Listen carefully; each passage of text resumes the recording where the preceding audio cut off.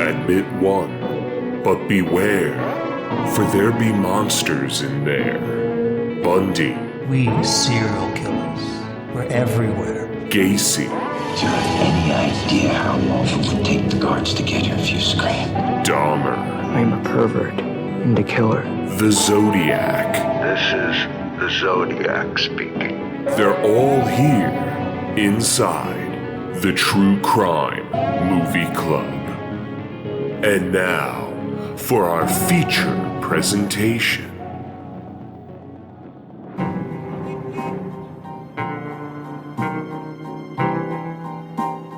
You never heard anyone before?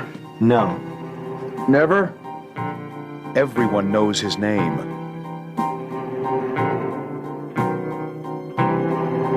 But no one knows the man.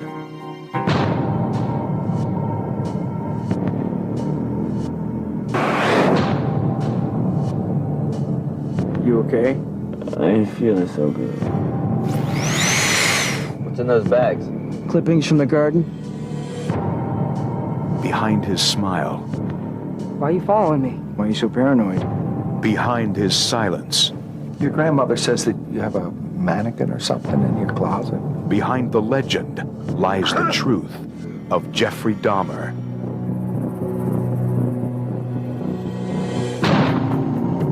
Where's the key, Jeff? It was empty when I found it. My friend John was just taking him home. No, he is not his friend. He told me so. Now, this is my goddamn box. I want to see what's inside of it. Then I won't report you this time. But if I come across the two of you again, I'm going to haul you in. But you don't have to worry about that, sir. We're gonna behave ourselves. I know about these kind of problems, son. You're going to need some help. Nothing you have heard can prepare you for the true story that shocked the world. I am a pervert, an exhibitionist, masturbator, and a killer. Starring Jeremy Renner and Bruce Davison. Discover the madness inside the mind of Dahmer.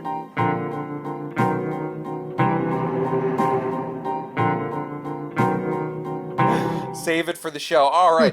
Welcome, everybody, to another installment of True Crime Movie Club, where we watch the worst in true crime cinema. Literally the worst. So you don't have to. I'm one of your many hosts. I'm Jesse. Today, we've got Dan with us. Hey, everybody. We've got Chef Bagels with us. You're welcome. Shut the fuck up. And lastly, we've got Jeff with us. Hey guys, if you want to leave the house, all I have to say to you is please drink this Coke and rum. That'll be funnier later. Speaking of creepy Jeffs, today's special presentation on the True Crime Movie Club is the 2002, I believe this was direct-to-video. I don't remember ever seeing this in the theaters, but I remember seing it on the wall in Blockbuster when I was in high school. You are correct, sir. It was direct-to-video. Yeah, no, I remember seeing this on the shelf and never picking it up. Yeah. The direct-to-video film Dahmer from 2002, starring Jeremy Renner. Directed by David Jacobson, 2002's Dahmer chronicles the story of serial killer Jeffrey Dahmer. Jeffrey Dahmer was known for killing 17 men and boys and for looking like every guy who approached you at a college party to talk about starting up a microbrewery. True story. Fun fact, Jeffrey Dahmer was named after Johnny Knoxville's character in the classic film The Ringer. Stupid. I thought that was going to get a bigger laugh. It's not a bad joke, but Dan, good lord. It's okay, I'll edit. I'll edit. You're gonna edit that out? You're gonna edit in laughter? That's Edit in fantastic. That's I'm gonna do the Mitch. It's the Hedberg rule. It's the Hedberg rule. Just edit Fake laughter in media. afterwards. Jeffrey guy that Jersey killed. Jeffrey Lionel Dahmer, if we want to go with the full You know, name. I never after, knew that his middle name was Dahmer. Or Lionel. Well, his middle name isn't Dahmer. Yeah, His middle name is Lionel. Yeah. Named after his father's. Fun fact, Jeffrey Dahmer created Lionel Trains. That's not true either, but that's good. That's a myth. It was his father, Lionel Dahmer. I got some things to say about the father. Lionel but yeah. Dahmer, who was named after Lionel Richie. Yeah, we got some talking about. about Bruce Davidson's role. Fun fact: the clay head from the Hello video was actually a head pulled from Jeffrey's freezer. But Hello. Jesus Christ! I have that album on vinyl. Really? Yeah. That's interesting. It was part Lionel of Richie, man. Wow. It was part of my dad's collection that I absorbed.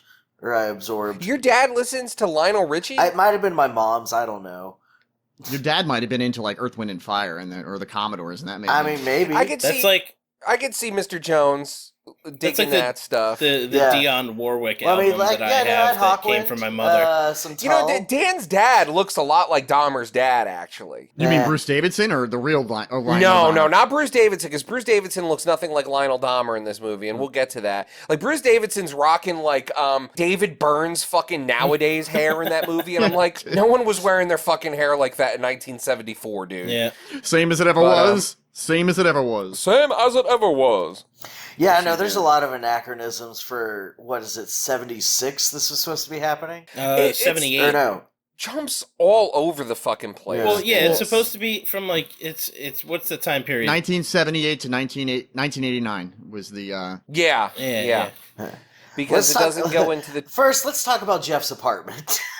Which one? The one with the creepy red light. Well, let's first of all let's make it clear that for the people who are listening to this at home and want to know that we've done a very good job in the past, or at least Jesse has done a good job of keeping us on track with going chronologically with the way the movie has been set up. And just so you know, this episode is going to be a little different only because there is no chronological movement to this film. This film is very much like a snapshot and almost like you're in the head of Jeffrey Dahmer as he's thinking back on his life.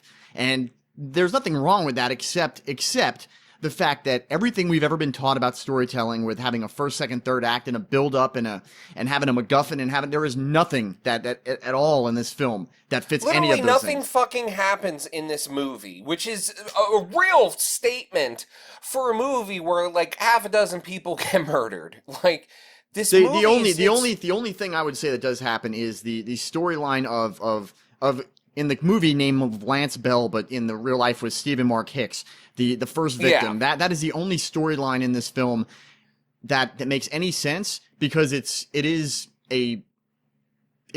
shows how he dealt with and got to that first killing. Somewhat. Yeah, it is a bit plotting even in that point, but we'll get to all that. Yeah. So Dahmer opens up showing in a chocolate factory. Jeffrey Dahmer and the chocolate factory. This is exactly what I thought. I kept thinking that you were going to start hearing the Candyman song. And then I was wondering if in the background... Come with me, and you'll be in a world of pure disarticulation. I kept thinking that at some point we were going to see some guys from Texas who like to off kids in Austin walk through the middle of it and be like, oh, well, this is a nice factory. Oh, yeah, fucking Dean Corll. I thought that Dean Corll might have been that first guy. But yeah, it started out with a really... It's like the scenes from Willy Wonka and the Chocolate Factory that didn't make the opening, that they cut. They just threw together to put in this. Yeah, right. So yes, the film opens in Milwaukee, which comes from the Native American word Milwaukee, which means the good land. It's also known for having 2 socialist mayors. Does this guy know how to party or what?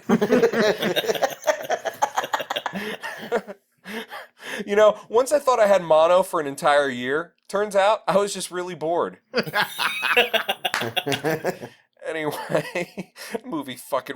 Someone needs to kill someone from that movie so we can cover Wayne's World on True Crime Movie Club. Just saying. Oh, man. All right, guys, it happened. Dana Carvey got murdered. Here we are. Dana Carvey finally killed Mike Myers for ruining his career. If you're going to drain his body, drain it into this. Authorities say Mr. Carvey was found hunched over Myers' body with a 12-inch blade saying, "This is for Master of Disguise, motherfucker." So, we were treated to one of, I think there's only like one other small scene with this, but just a small glimpse of Jeffrey Dahmer's mundane life working in a Milwaukee chocolate factory. I'm gonna be honest with you. You want to know what really creeped me out about this was the thought that as a child, and I think you guys should all those really like cheap chocolate Santa Clauses or chocolate bunnies that we used to get for Christmas and Easter. they probably were made by Jeffrey Dahmer, and that fucking creeps me out. That's awesome. I mean, just as far as like thinking the creepiness of it all, it got me, because I'm like, how many friggin' chocolate Santa Clauses did I eat that Jeffrey Dahmer fucking made? Ew, it had people on it. That would be so fucking... Well, I mean, let's be honest. If you're eating food made in a factory, there's probably human flesh in it somewhere. But, no, imagine seeing that on a murderabilia site. What's that? What was that book? Oh, The Jungle by Upton Sinclair. Yeah. Great read. It never goes out of relevance. That's the funny thing about it. Yay, capitalism. But, so in the first minute of this film, we are treated to Jeremy Renner, the future Hawkeye, in a full-on Canadian tuxedo. And let me say, he makes it work. Yeah, I do want to point out that as we go through this, it is a little-known fact, which will now be a widely known fact, that Catherine Bigelow, the director of Hurt Locker, hired Jeremy Renner for that film based solely on the performance in this film.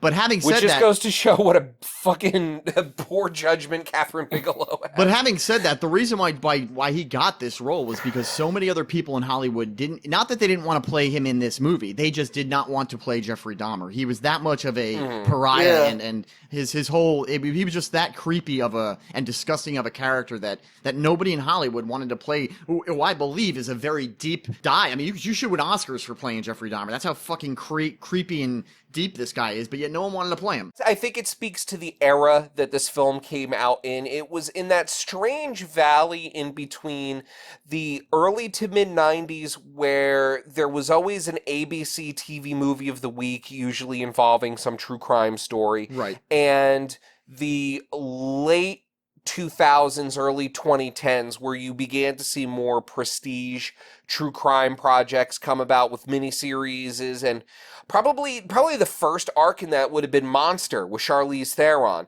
But in 2002, in between those 2 points, like, true crime probably would have been a fucking career ender for a lot of people. It's like, oh, you want me to play this gay guy that this horrible... Well, I think you hit the nail on the head right there. Chopped up people and ate them. I think it's the fact that having to play Jeffrey Dahmer means you're going to have to delve into what was widely looked over as the gay community in the United States at the time, and the fact that the entire reason why these people were allowed to be victimized by him is because of our society's complete fucking horrible way we treated homosexuals, and they had to go into these underground clubs that were dangerous, and I think that is a lot to do with it also, is that nobody wants to take a look at the ugly side of the American culture, and that's what you have to do if you want to tell the story of Jeffrey Dahmer and all of his people, is talk about this mitigation and this way we treated and the way we kind of looked over, which they show in the film with the cops in the very beginning, is how they treated and looked at homosexuals. Yeah, that's the most famous part of one of the most famous parts of the Jeffrey Dahmer story is the fact that one of his victims almost got away if it weren't for the cops. Right. And you know what? Funny thing about those two fucking asshole cops, they were fired for that happening. And rightly so, until some asshole fucking judge, like a year later, reviewed their case and said, nah, that's not fair, and gave them their fucking jobs back, and they still work in law enforcement as of today. Right, and the guy that actually investigated the Jeffrey Dahmer, the actual detective, he says that to this day he will not speak to those guys because the union had a lot to do with getting those guys their jobs back. The one who arrested him? Yeah, the one that interrogated him, the one that there's a documentary out there you can see where he talks in. He died, sadly. Yeah, he's dead now. But he talked about in that documentary how he to this day or to that day would not interact with those guys or their buddies at the department because he knew. He said, you guys literally allowed a killer to continue to kill, regardless of the social standing of him and his victims. You were wrong. I mean, you should have just looked around the fucking apartment. I mean, and one of the reasons that they were fired so quickly was because there were actually tapes of them. They were recorded joking about them being gay, on the police radio. And the two women that were the ones that called the cops, literally, as well shown in the film, were very much just concerned that there was something else going on with these two. Yeah, no, they knew what was up right away, and the cops ignored them because they just didn't want to be involved with this other you know, and I don't mean this in a negative way. I mean this in a way of how it was perceived then to, you know, subculture. cis-normative people. It was this shadow world, especially in the American Midwest. It was, let's be honest here, in the years that this movie takes place, from 1978 through 1989, were terrifying years in the LGBTQ plus community. This was the dawn and the fucking the high water fucking point of the AIDS crisis. Yeah, so, the AIDS crisis, the complete, you didn't want it, the don't ask, don't tell days the of the Republican military. 80s. Yeah, it was horrible. It was horrible for this community. The community, which was already stigmatized beforehand, now they had a literal plague thrown upon them. Like, no bullshit. For those who don't remember, our younger listeners, AIDS was literally called either the gay plague or gay cancer. And not like scuttlebutt on the street. It was referred to as that in Time and Newsweek, fucking it was common journalists on television. Yeah. It totally was, and before it was AIDS, it was GRID. It was what the hell was it? Gay. The Kaposi sarcoma. Gay retroimmuno. The original name of it. Yeah, it's It's terrible. No, Kaposi sarcoma is part of it, but Kaposi sarcoma was originally something that they only saw in like 80-year-old Jewish men. Right. And they were like, why the fuck are 20-year-olds in San Francisco getting this now? Like, that was like the first sign of, there's some trouble here. Not just all of that, you have to think about it. This is also only like 10 to 11 years after the Stonewall riots, too. So you've got police are still, you know, like anti-gay.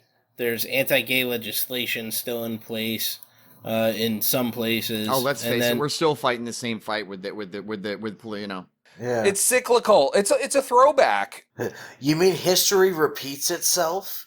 No. So anyway, yeah. So Jesse, you're right.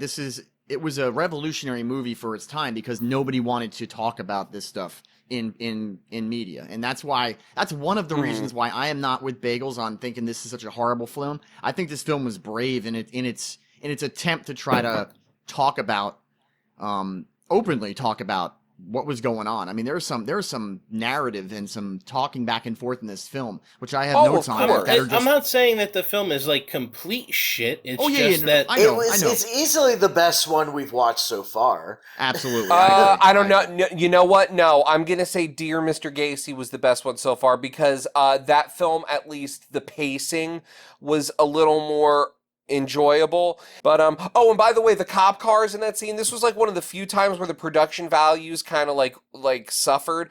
The cop cars just say police on them. They're also black and white, which what the Milwaukee police had at the time that they made the film, but in the 80s or in the 90s was all white cars that had yellow or that they didn't have the blue on them? They did not. They were all white cars at the time. So the cop cars that are in the movie are accurate to Milwaukee police for the time that the movie was made, but not accurate to the time period that they depict. And that's something that is in the trivia you can find for the movie, which isn't a big deal. I think the movie did a very good job of trying to stay accurate, but it is something I just thought it was funny that it had like the no frills label on it, police. Yeah. Not even, you couldn't squeeze another $5 for a to protect and serve decal. It would have been much more funny if it was like, it rolls up in like a 2002 Cruiser. There were a couple points where I could have sworn I saw Jersey license plates, but it said shot on location in Milwaukee and, like Los Angeles for some fucking reason. That's why the black and white cop cars are accurate for the time the movie was made, is because the movie was filmed on location. There isn't a single scene in this film that could not have used 5 minutes cut from it. But let's go to our lead, Renner. Jeremy Renner, who is a fantastic actor and does a serviceable performance in this.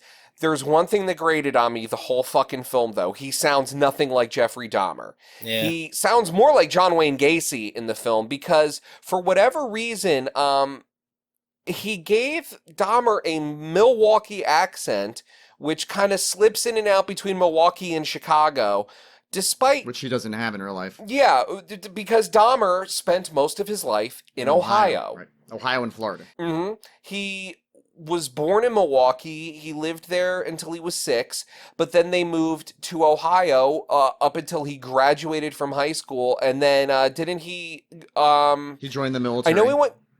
He went to one. He went to 1 year of Ohio State. Dropped out, joined the United States military, became a medic, stationed in Germany, and spent a year and a half in Germany. That's right. He was in Germany before he was removed from service.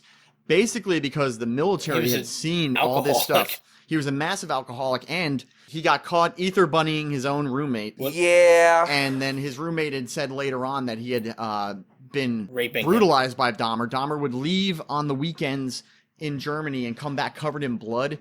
So there's all kinds of rumors that he had probably, because he doesn't. Here's the thing about Dahmer that I don't get, and this is beyond the movie, but Dahmer killed his first person in high school, his last year of high school before he went off to college. Then he goes off to the army, has all this weird stuff happen there. Then he goes to Florida and he spends 2 years down in Florida in Miami Beach.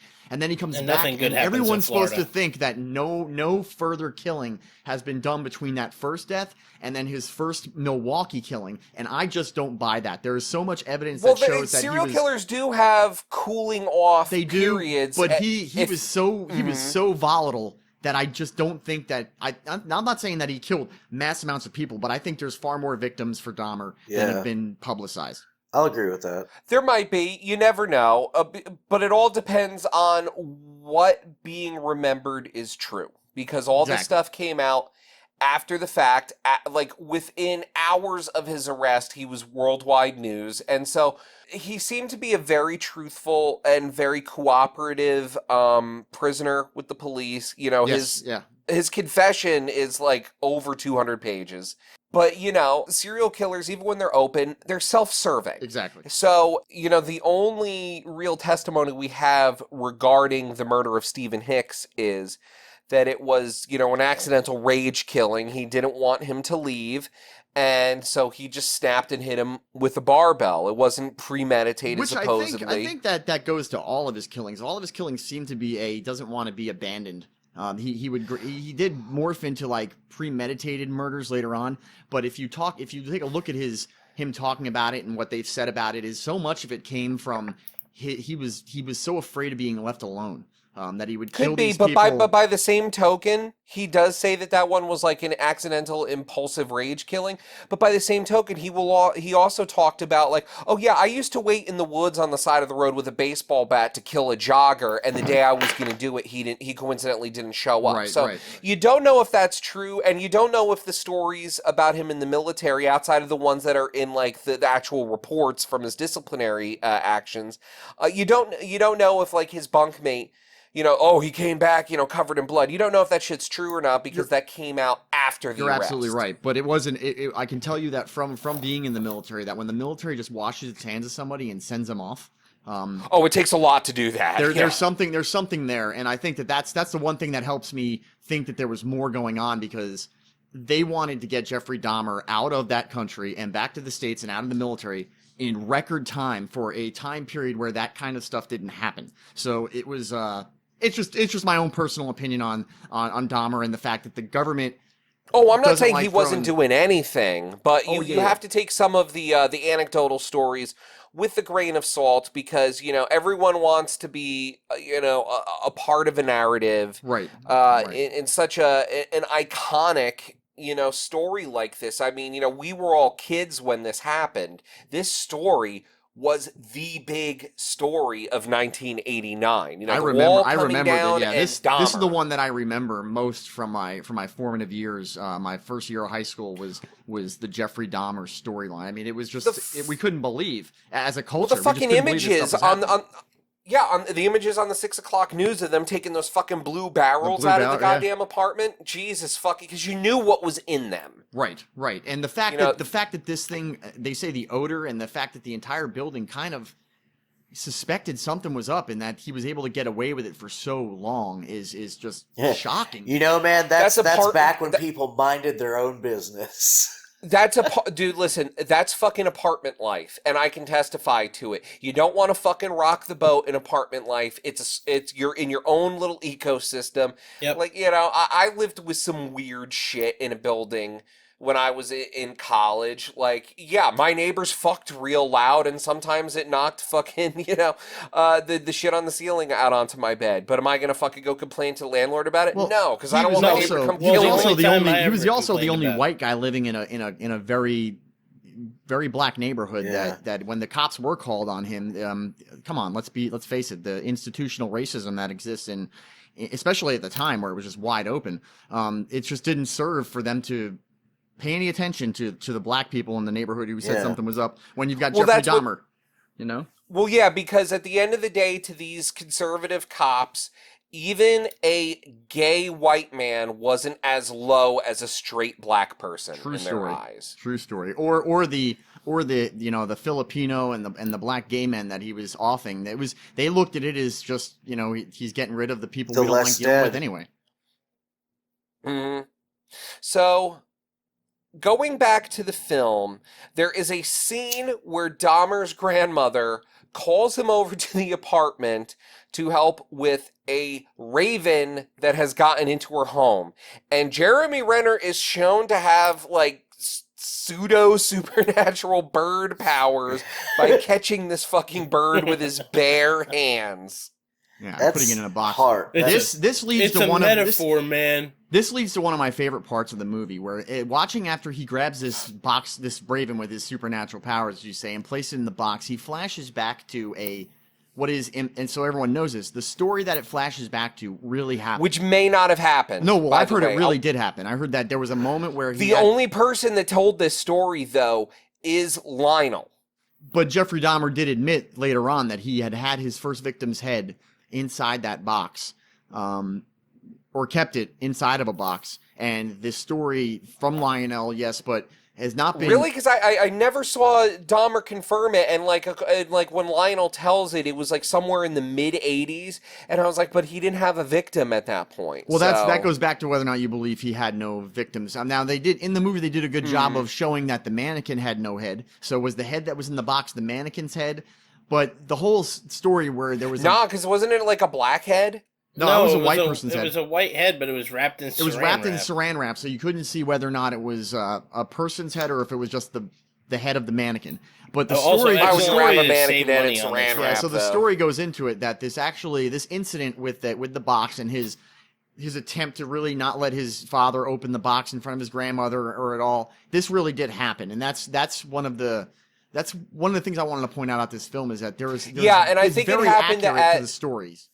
I don't remember if it happened actually at the grandmother's house or not, but it was an altercation between, and this is according to Lionel, who put this in his book. Right. It was an altercation between the two of them, and the film, and this scene just goes on way too fucking long. Yeah, just like every they other spent a scene long time on this box. The film, no fucking bullshit. This scene is like 10 minutes long in a 90-minute movie. Right. So, like, if I remember correctly, he finally opened the box, I think, the next day. It wasn't like in real a life. few minutes. Yeah, in real life. But in the movie, he opens it up right after he kicks his dad out of the room. Yeah. But, one of the things that makes me, like, kind of question this, it's just, like, like if there was a fucking rotting head in that box, wouldn't they have smelled it? I mean, I don't know. We say that, but there. he has a room full of dead bodies that in an apartment building that the cops but they all smelled it. Yeah, but they didn't say it at the time. Most people, if they don't know what I'll be honest with you, most people who don't know they're smelling a dead body won't know that's what it is. But once you know that you're smelling a dead body, I can guarantee you that you never forget it, which is why I hold the cops responsible for so much of this series of murders he did, because those cops that had been to his apartment before, they know what a dead body smells like, and when you smell it once and you know that's what you're smelling, there is no odor that is anywhere near the same as that odor, and it's burned into your psyche. A seasoned detective, yes, but a patrol officer that maybe only has a couple months to a year on duty, maybe not yet. Yeah, maybe. Like, I'll give you that. But I also have to say this too. His neighbors in that apartment building were reporting that smell to the landlord, and the landlord did check on him twice and say, "What the fuck is with the smell, Jeffrey?" And he told him, "Oh, my tropical fish died in my fish tank, and I'm trying to get the smell out of the tank." Right. Yeah, there was he always had an excuse.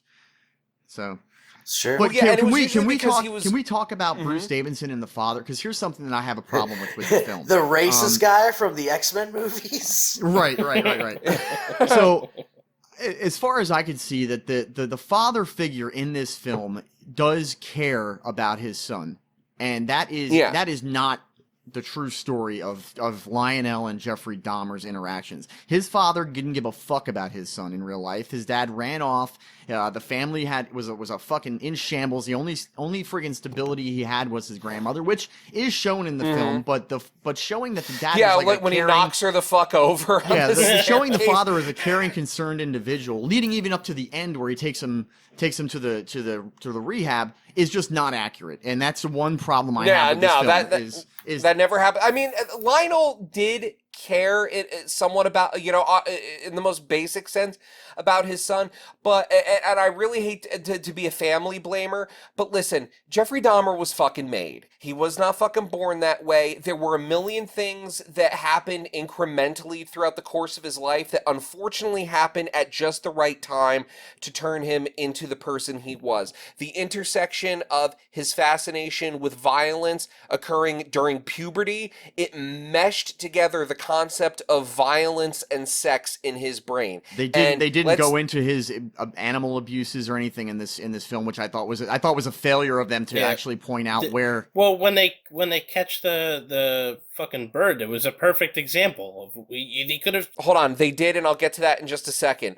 Because this is what I was getting to with his father. His father encouraged some of this shit that even chemistry, not even hindsight 2020. Yeah, he should have been like, "There's a fucking issue here." There was an incident where Jeffrey was young, I think a preteen, where he came home and he found him playing with like roadkill in the backyard or some bones or some shit, and he thought like, "Oh, he must just be interested in biology," and went out of his way to teach him how to dissolve flesh and preserve things and shit. Yeah, he showed him how to clean the skulls up so that he could save the skulls and all that shit. Yeah, all of the stuff that he later used in his murders, his fucking father taught him instead of, because his father was a biochemist, I believe, in yes, his dad was Akron. a chemist. Yeah. Oh, my old chemistry box.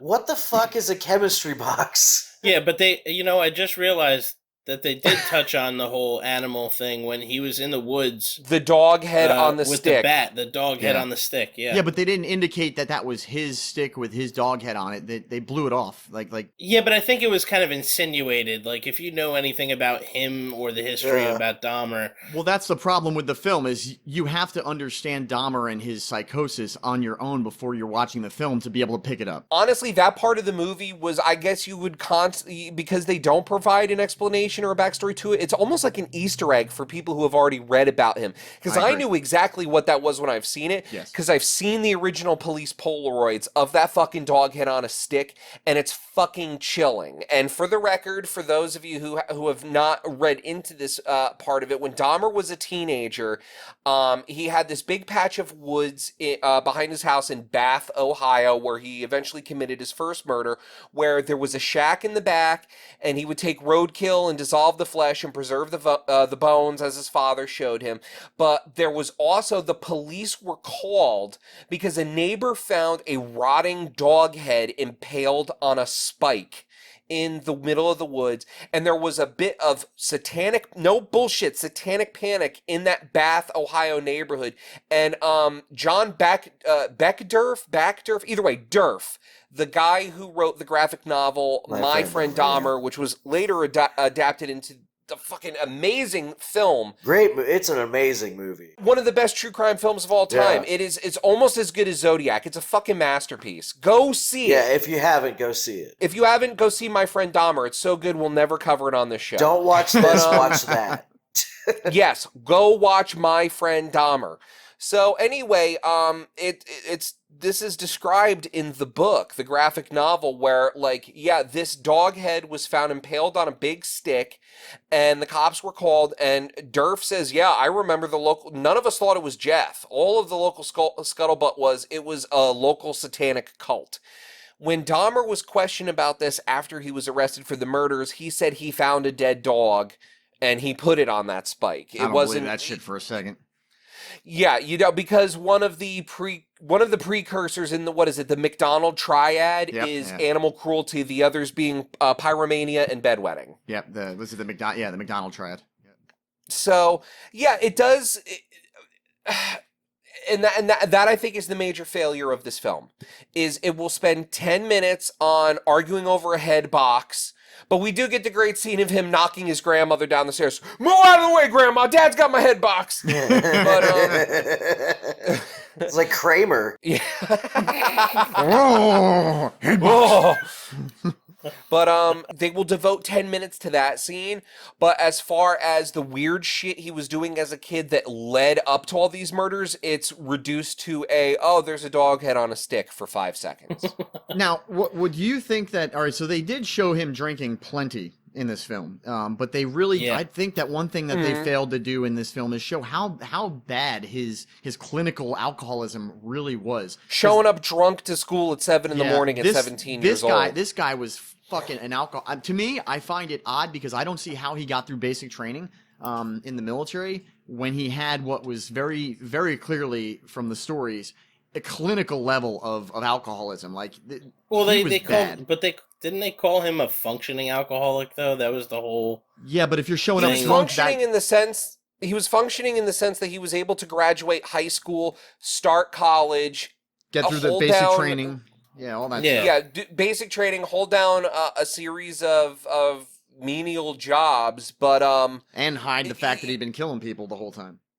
Pretty much, but it wasn't functioning in the sense that he was actually able to have interpersonal relationships with people or have a career as opposed to a job. Like, do you think that's a sign of the times though? Then back when we didn't really focus on like in the military back then, it was alcohol related incidents. You got to get a DUI to get promoted, kind of thing, is where they used to joke about it. So it's how much of it is just society's complete lack of focusing on this epidemic of alcoholism that we had in the United States. I think if he was a more personal person, people would have been able to deal with it. But the fact that he was a very strange guy that fucking weirded a lot of people out. So, like, the first chance the military had to get fucking rid of this guy, they took it. They were like, this guy's a liability. Right. You know what I mean? Yeah, much like McVeigh, he also had attempted to become a special forces guy and didn't even get through the first couple interviews because he was from guys I know, the psychologists who they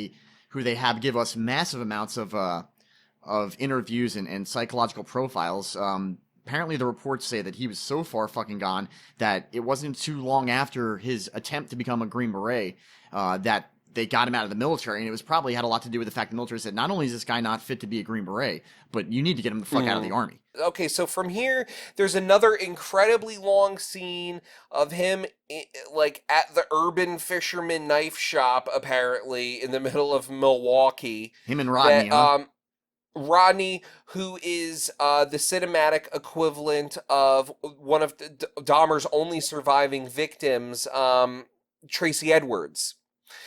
I think that Artel Great, the guy that plays him, did a fucking as good of a job. He's the best part of this movie. He did as good of a job as Renner did. Straight bullshit. If not better. Yeah. You know who I thought would have been good for it too? I mean, not the build, but like current actors.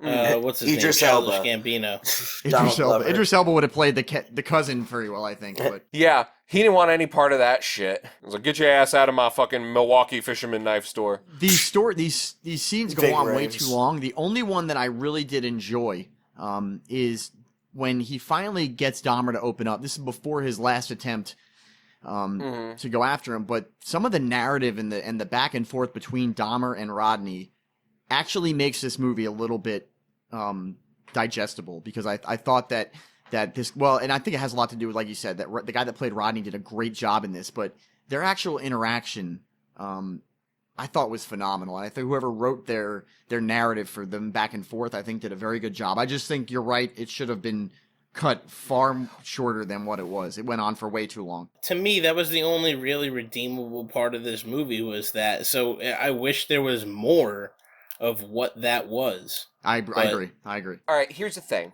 Slower pace works if you're focusing on one aspect of a long multi-year story. Like if they had made the film just about his interactions with his first victim, Steven, or his interaction with the victim that got away, Tracy Edwards, like a man in a room, two people in a room talking story, the slower pace would have worked perfect for that. It would have been a great art film.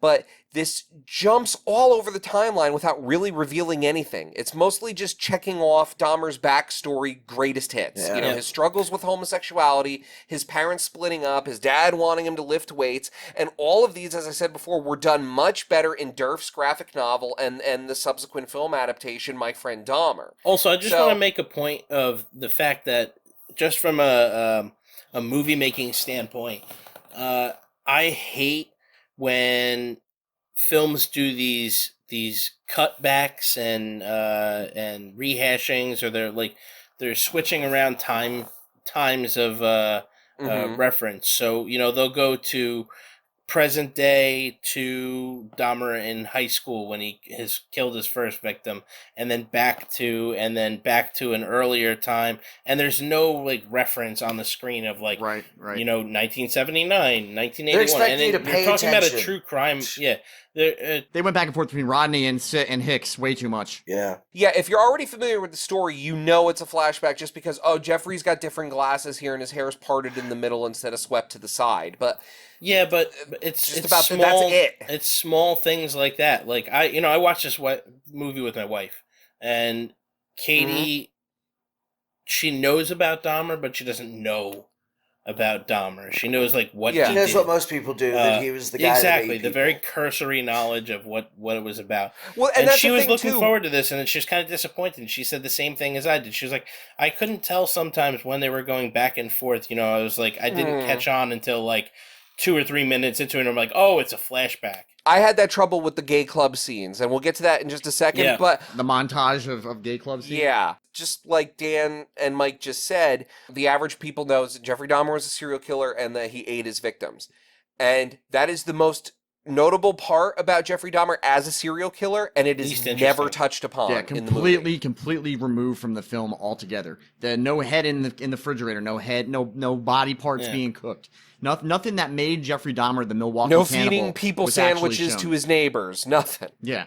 Not that I'm saying oh my god, I need that stuff, but it's just okay. Well, it's such an integral part of the narrative. It is the story of It's like doing a movie about Ed Gein without the skin suits. Yeah, exactly. I think what happened was the creators of this film wanted to focus on Jeffrey Dahmer as a human being, and I think they needed to cut that out in an attempt to do that. But you cannot take one out of it's part of the story. It's a weird thing because most films like this where they try to shove like we saw with the Bundy movie and everything, it's you're trying to shove 20 years worth of shit into 90 minutes, and usually when that happens the movie is fast paced and it's just checking off shit left and right. With this one it's somehow trying to cram all the shit in, but yet it's still this plotting slow movie where nothing fucking happens. This movie is so paradoxically fucking strange. It's weird. But yeah, so there's a montage of scenes where it's showing Dahmer almost coming into his own and accepting himself in the homosexual community by going to these dance clubs. But, as soon as he gets there, he cannot refrain from roofing and raping people. And his alcoholism gets to the point where he doesn't even realize he's doing it out in the open on the It gets to the point that was the funniest part of that scene to me. Not that it was a funny scene, but it was even the bartender at the gay club, who is paid to give you a lot of drinks, is looking at Dahmer Jesus fucking Christ, kid, you again. Right. And so he literally just in the course of this 3-minute montage rapes roofies and rapes a dozen people until Huel from Breaking Bad beats the shit out of him and throws him out of the fucking club. Well, and that was the other thing to me when we were talking about before, how the police had just we don't want to deal with any of this. They didn't even have an avenue to call the cops at that point and be yeah, this guy's roofing and raping people. And, we've had a big problem they with wouldn't this, have cared. and we know it's him now. It's yeah, what do you want me to do about it? Stop being gay.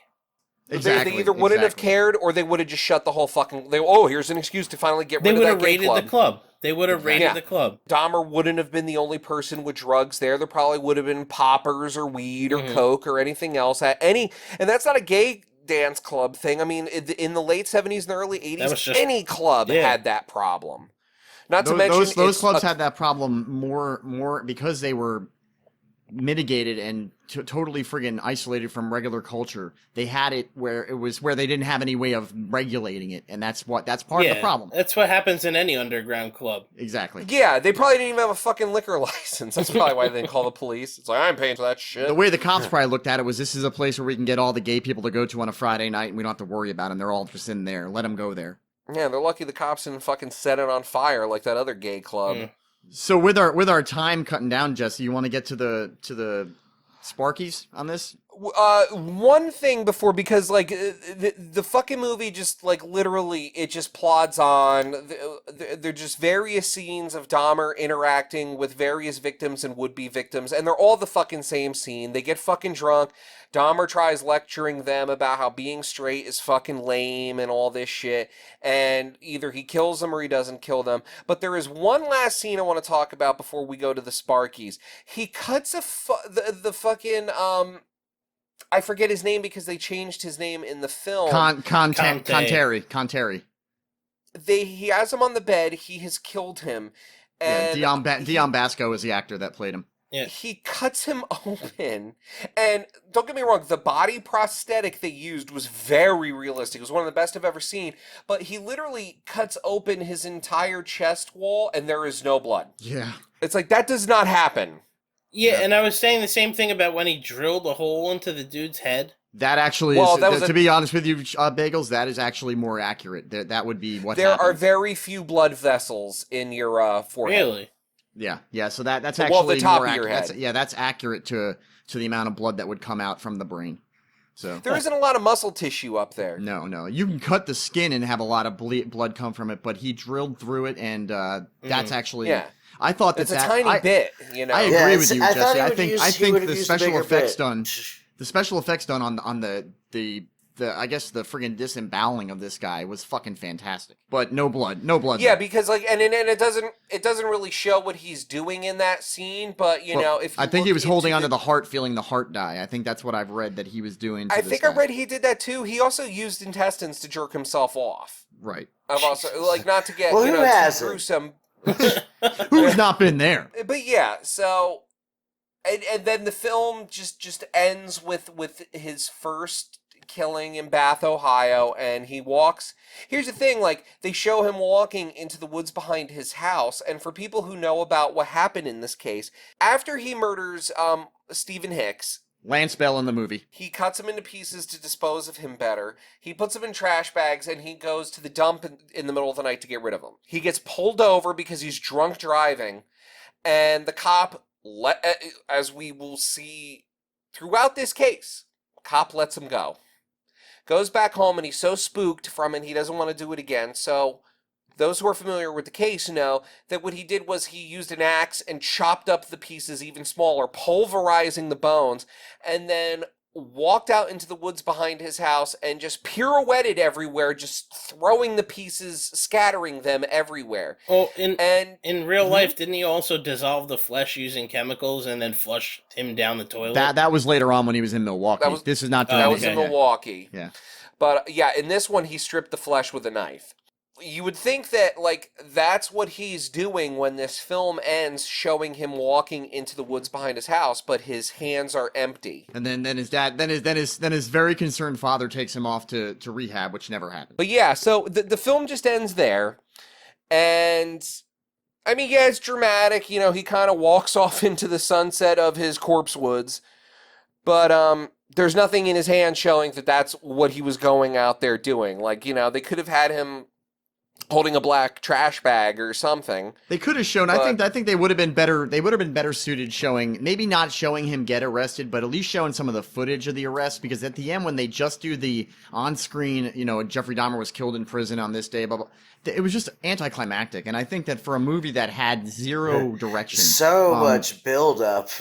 Whereas my friend Dahmer fucking used it to its advantage. Like, I keep bringing this up, but like, it is such a contrast with how well My Friend Dahmer did all of this stuff, because My Friend Dahmer begins with, I think, his junior year in high school, like right at the dissolving of his family unit, his descent into alcoholism, his struggles with homosexuality and his father's expectations of him, and his mother's mental illness. And it literally ends with him picking up Stephen Hicks hitchhiking, and it fades out into Jeffrey Dahmer was later arrested and convicted for killing 17 men and boys. And I mean, that when they did it in that film, it was fucking chilling, because I know what's going to happen to that kid that just got into his car. Whereas in this film, it's like, okay, we just watched him date rape a dozen men in a gay club, and we watched, in the first 10 minutes of the film, we watched him drill a hole into a guy's fucking head. By the way, they never show him putting the acid in the head, I don't think. No, they didn't. Yeah, so that's another thing. Like the cannibalism isn't there. Him trying to make zombies isn't fully shown. It's like, and don't get me wrong, I'm not a ghoul with this stuff. I'm a true crime author myself, so I know that unless you want to be one of these paperback schlock assholes, you have to walk a tightrope between telling the true disturbing facts of the case and being exploitive. I'll even go further, Jesse. I'll say as a former, law enforcement and military guy, I am more along the lines of I want the horrible truth to be told, yet I agree with you on this point where you don't need to go and show all the gory detail, because you lose the story and what the intent is behind it when you do that. But what you've done in this case was you've ignored stuff that is literally instrumental and pivotal and if you are making a film about a person who is interesting, you cannot leave what makes him interesting out. Right. There are ways to show it while being respectful, or at least and honoring the victims, or at least. You have to acknowledge what happened to these people. Otherwise, these victims just become as nameless and faceless as the majority of them were in life. Right. Not everyone that Jeffrey Dahmer killed was a minority or a member of the homosexual community, but the most of them were.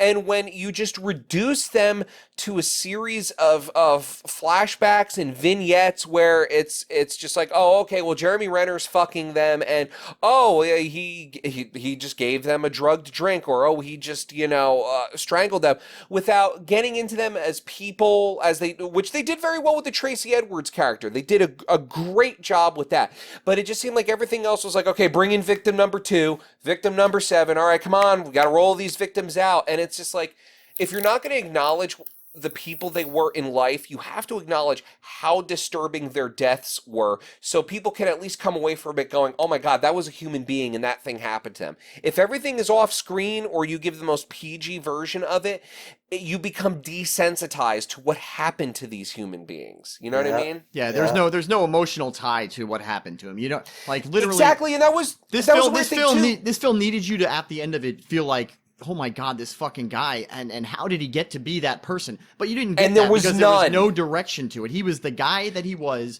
for the entire film, but not even the guy that he really was. Exactly.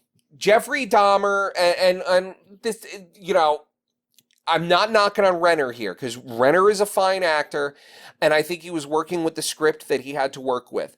But yes, nail on the fucking head. In this film, Jeffrey Dahmer, from the time he is 15 all the way up until he's 28, I think, when he was arrested, 27, he is shown fully fucking formed as a disturbed serial killer. Whereas, again, My Friend Dahmer, the graphic novel and the film, show such the trajectory, the things that had to happen to turn this fucking kid into one of the most infamous killers in human history.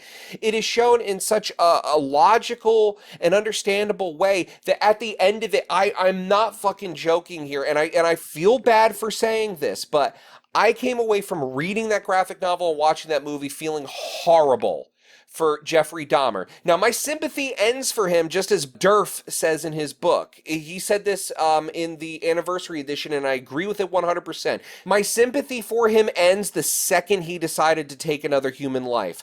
But I understand how he got there, because he was given such a shitty fucking draw in the game of life. His fucking family abandoned him. They were so caught up in their own fucking bullshit that they allowed him to become an alcoholic before before he was even a senior in high school. And when I say abandoned him, I don't just mean emotionally. They literally took off and left a fucking 18-year-old in a home alone with no fucking food, no goddamn fucking money, no way to support himself. That was the 70s. Look, yeah, right. It comes down, Jesse, it comes down to this. Jeffrey Dahmer is not the only person guilty for Jeffrey Dahmer, and that's exactly what you're getting to, I think. And I agree with you 100%. As with most serial killers, they are guilty of their actions, but they are not guilty of who they are. They're literally plenty of people on the way who could have helped, could have identified, could have done something, and they are all guilty of being absentee humans in what happened to this young impressionable child. And I want to say this too, because at the end of the day, we're not excusing what these killers did. We are understanding them, and the breakdown of his familial unit and his friends not wanting to be there for him because, I'm sorry, who the fuck is fully formed enough at 17 years old to realize, oh man, my friend's going through some shit here, let me try and be there for him. It's just like, goddamn, this kid smells like fucking booze at 7 a.m. and he's making retard noises. I don't want to deal with that. But that's just one facet of it. I believe in multi-causality.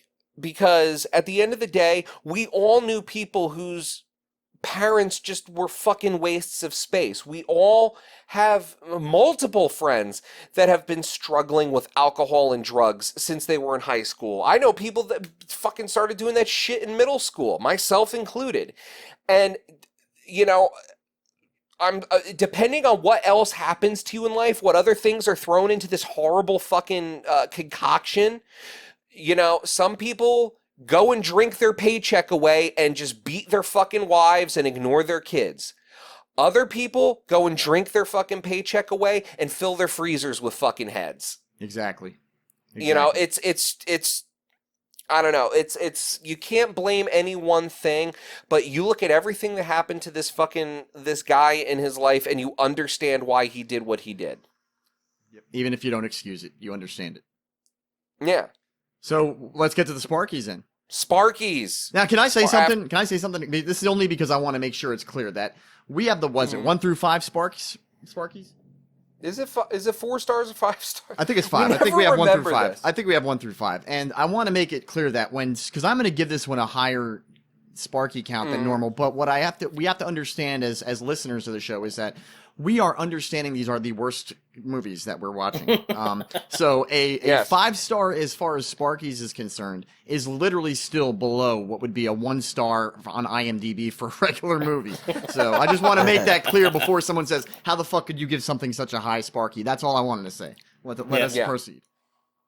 So, Dan, how many Sparkies are you going to give what you saw of Dahmer? Well, yeah, no, I saw about 30 minutes of the movie, which felt like an hour and 40 minutes. But sorry, stretching. But yeah, no, I saw the first 30 minutes of it, and I don't know, I liked it. It just took forever. It spun its wheels a lot, and really put a real fine point on things that it probably didn't need to spend that much time on.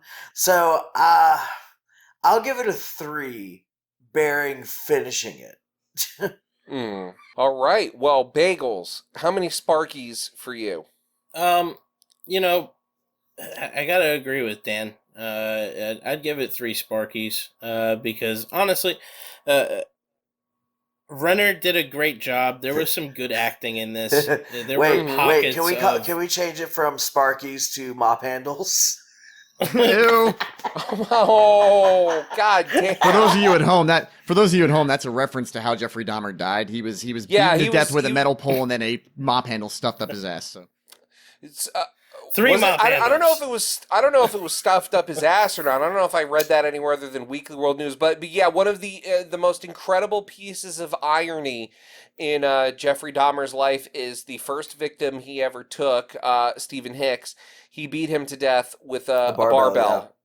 Yeah. He himself was beat to death with a barbell. He himself was beat to death in jail with a barbell. Jesus. By a member of the African American community who seemed to be... Because Jeffrey Dahmer was one of the rare serial killers that killed predominantly across racial lines, which has those of you watching Mindhunter or have read the work of John Douglas, our own Jeff's criminal instructor at one point, and That's who right. helped me out with my first book, Death on the Devil's Teeth, by pointing me towards some literature regarding the pathology of serial killing that I used for my research. Mentioned several times in his work and on the show, serial killers and especially sexual sadist killers very rarely cross their own racial lines, but Jeffrey Dahmer did, and he did a lot. So was that? So is that's 3 from you then? Yeah.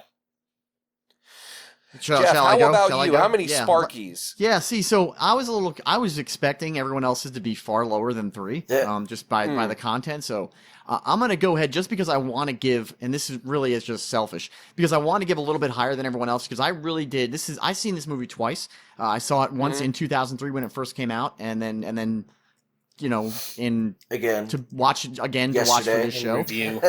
I was very impressed with both Jeremy Renner, Artel Great, who played Rodney, and even Matt Newton, who played Lance Bell, aka Stephen Mark Hicks. So I am going to give those, based on those 3 guys' performances in this, I'm going to give this thing, I'm going to give it 3.5 Sparkies, just because I want to give it a little bit higher. 4 I'm going to reserve, 4 and 5 I'm going to reserve for the ones that really that are almost good movies. This is still not a good movie, but I cannot ignore the fact that we would not know who Jeremy Renner is as far as Hawkeye, as far as Hurt Locker, if not for this film, and I think that says something about him. So 3.5 for me is what I'm giving this one.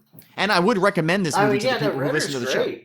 Like, fucking, Hurt Locker, Wind River was fantastic. Wind River, goddamn, what a great movie. He was great in 28 Weeks Later. And then, of course, he, as the sporting goods store mascot Hawkeye. Yes. You should go join the Avengers. They got a fucking guy with a bow and arrow. Where the fuck are they recruiting? What was the department store that Oswald said? Where the fuck are they recruiting the Sports Authority? Yeah. Clint Barton. So so none of those would be there. Would be Jeremy Renner if not for this movie, and that's not even my opinion. That's the truth. Renner's 4th movie. His first movie was a National Lampoon's movie called Senior Trip. Oh, Jesus. Ew, that's right. He was D'Agostino in that. Tommy Chong was in it, tight. Who? Tommy Chong. Tommy Chong from Cheech and Chong. Your thing cut out. Wow. Oh my God! If you go to the IMDb page for Senior Trip, in the trailer, it is frozen on a picture of young Renner, and he looks like fucking Devon Sawa from SLC Punk in it. Nice. You see, I always thought that was him. I always thought that was Jeremy Renner, until I realized that there are multiple people that. There are multiple Devon Sawa peoples out there. Is that how you pronounce his name? I think it's Devon Sawa or Devon Sawa. I don't know. He's the fucking dude that From had the Idle Hands. The strips. Was he also Stan from Eminem? Yes, he was. I think so. Yeah. Oh wow. Was he? Hold on. Dear Stan. Google. I was today years old when I figured that out. Eminem Stan actor. Let's check this shit out. Devon Sawa. Oh man. So what about you, Jesse? What do you give this film? Dear Slim. I'm just checking the IMDb page real quick just to make sure there isn't anything else I can fucking make fun of Jeremy Renner for.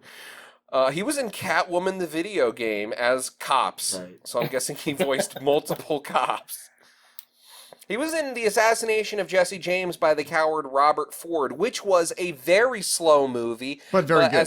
Very good movie. But yes, as opposed to Dahmer, which was plotting, The Assassination of Jesse James by the coward Robert Ford was a slow burn, and slow burns are awesome. Just like Ty West's The House of the Dead. That's another great slow movie that builds to an awesome climax, but Dahmer didn't build to anything, and that's kind of why I'm only giving this 2.5 Sparkies. If the film had been, if the screenplay had been given like another pass, and they had edited more, I think I would have given it a 3 or a 3.5 because the performances are there, aside from Renner's kind of hokey accent. Even with the low direct-to-video early 2000s budget, it's there. They get most of the things right. Most of the details about the case right. Even the things, I could have lived with the things that they ignored, too. But, Well, they also made a point in this film to not use any of the real victims' names, so they made it, that was something that was done on purpose. a legal thing. Yeah, that was done on purpose. They did that in the Bundy movie that we watched for the first episode, but we never got around to discussing it. But here's the thing: like, if you're gonna have like a slow independent film that doesn't really move anywhere, have some fucking music in the background. Have some fucking music. Audrey said that when we were watching. There's only the 2 first songs 5 in minutes, the entire movie, and she's like, "It's weird. There's no background music." There's absolutely no soundtrack to it. Yeah, There's 2 songs. Believe it or not. There's 2 songs in it only. I'm not talking about popular music. I'm talking about a score. There was a score. They had a couple of things where because I watched it on. It was very I watched sparse. all my movies on closed caption. And there are times that creepy music plays. Yeah, I saw that. Oh, I saw that creepy music playing or scary music playing. Yeah. 3 people are credited for the score in this film, and half of us didn't think there was a score. So here's a question: does this film have any like awards? God no! Please don't tell me it has an award. Let's check. Let us check, because I think that's important to put out. Because some of these films do get maybe a little Sundance award. It's got a 5.6 out of 10. It has a 5.6 out of 10, which is not bad for a direct-to-video film on IMDb, but I think most of that is Renner generated. Yeah, Probably. I agree. But look at the Google ratings on it. It's like 81%. What? I think that's just. I honestly think that's like Jesse said. That's all just Renner generated, man. People love Renner, and I don't blame them. We should probably go to the Wayback Machine and see what the fucking ratings for this on IMDb were in 2003. Not even pre-Avengers, pre-Hurt Locker. Oh yeah, Hurt Locker is going to be anything before that is going to get. And that's the thing. I saw this movie before Hurt Locker, so that was why it stood out to me. Is because even then I recognized that Jeremy Renner was a decent actor. Well, yeah, a lot of people saw this movie because this was back when Blockbuster was open. I mean, even when I worked at Blockbuster, and not just Blockbuster, I worked at fucking Family Video, Movie Gallery, and Blockbuster. And each one of those jobs, I remember this fucking DVD being on the shelf, along with, and we're going to cover all these films too, because there was that period of 2 or 3 years in the early 2000s where there was a whole series of direct-to-video films based on these serial killers. I think Dahmer was the first one. There was Ted Bundy, and that one always stood out to me because if you look at the cover art for that film, Ted Bundy, it's just called Ted Bundy. The dude looks just like David Bowie for some shit on it. And, there was a Gacy one, which we have to cover simply because, actually, there may be a fucking competition there because the guy that plays Francis from Pee-wee plays Gacy in it. But I just found another one yesterday while doing research for the show. There was a TV movie in the early 90s where Brian Dennehy plays John Gacy, and that might be too fun to pass up either. Oh, that one sounds fantastic. Yeah. Dennehy, man. Oof. But, all right, if they weren't going to do another pass on the screenplay to tighten things up, they needed to put more... And the music was good in it. It had that great creepy ambience in it. There just needed to be more of it in these open spaces. And it needed... a character arc for Dahmer would have been nice, too. Yeah, and there needed to be a better cinematographer. Like, if you're going to have nothing going on in the scene, make it look pretty. Or make it look interesting to look at. Frame shit a little differently. Use the rule of thirds more often.